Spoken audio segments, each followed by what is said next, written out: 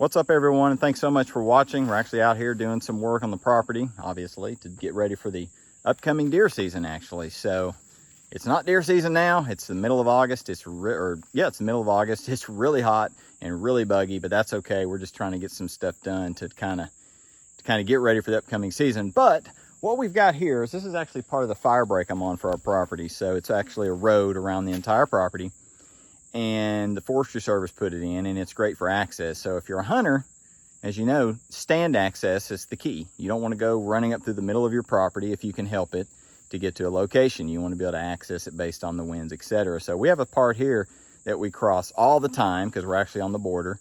You see a little bit better picture of it so that my ugly face ain't in there, but need to be able to pass through here. Now, come wintertime, it won't be as bad, but what I like to do is just kind of go through my stand spots, any spot I've got to go through, and just kind of quieten them down. So when I come in here in the dark, super early in the morning or late at night leaving, I'm not making a bunch of noise, nor am I falling over. So there's a couple ways you can do this. A lot of people like to have a tractor. You can use a bush hog on the back of an ATV. The problem is you can't really get those in here. And I could get an ATV in here, but I'm not going to spend the money until we end up moving here. So we're going to use hand tools to do this. That's right, old-fashioned weed eater. And some of you may be like, what is that? All we're trying to prove here is how you can, again, do all this with hand tools and maintenance. You don't need to go have somebody come in here with a four-wheel drive tractor and blah, blah, blah, blah, because all we're going is just kind of right up around through there. But cutting these paths through really does help you to have a nice walk getting out to your stands or leaving them, so you're not tripping all over the place and making a bunch of commotion. So it's really kind of a good thing to do. And even though we're still in August, this stuff isn't going to grow up that much more this late in the season. So it's going to stay pretty low. But we're going to get this camera set up, and we're going to get started on it. And hopefully we can get through it pretty quick. So one way you can do this is with a weed eater. I've done it before. You can also use a weed eater with a bush hog blade on the end. Honestly, this right here for like, well, at the time, maybe $10 is just as fast, if not quicker. And you don't have to lug your weed eater and all that out there. The only special tools we really have are some snake chaps on my legs, just because they are out right now, especially here in the southeast. But we're going to get started.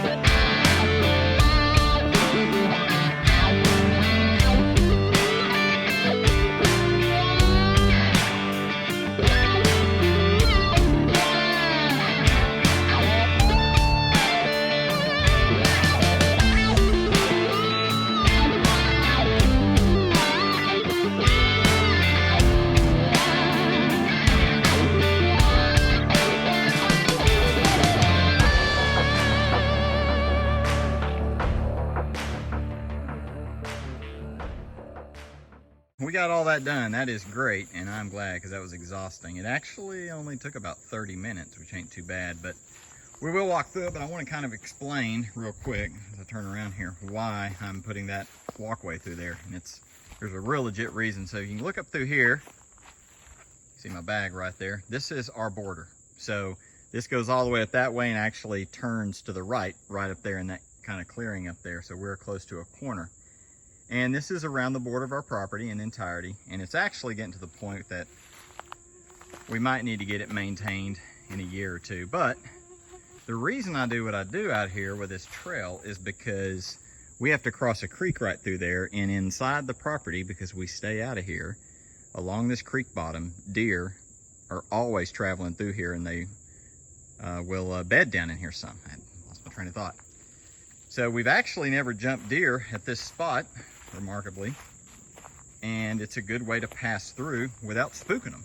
So you can actually leave all this good hunting area alone and pass through here on your borders. Access is so key.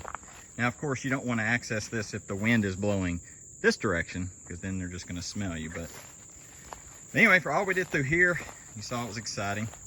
Even had to get out the machete and handsaw for some stuff, but just proof you can do this by hand. This is a pretty good walkway.